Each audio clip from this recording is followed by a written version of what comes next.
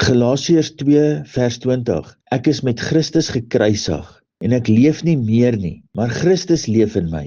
En wat ek nou in die vlees lewe, leef ek deur die geloof in die Seun van God wat my liefgehad het en homself vir my oorgegee het. Johannes 6 vers 51. Ek is die lewende brood wat uit die hemel neergedaal het. As iemand van hierdie brood eet, sal hy lewe tot in ewigheid. En die brood wat ek sal gee, is my vlees wat ek vir die lewe van die wêreld sal gee. Die lewe van Christus is nie buite onsself nie, maar in ons. Ons hoef nie uit te strek na die hemel nie, en dan sal Christus op een of ander manier uitreik na ons toe. Babas in Christus dink dit werk so.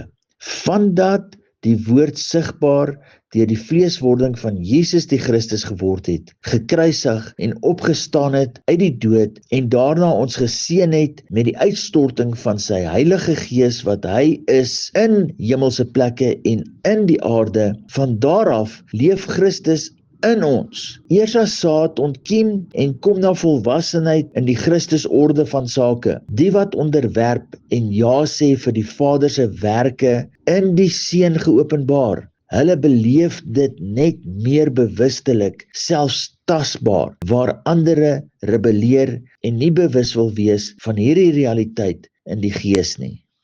Naamlik Christus in ons, die hoop op heerlikheid.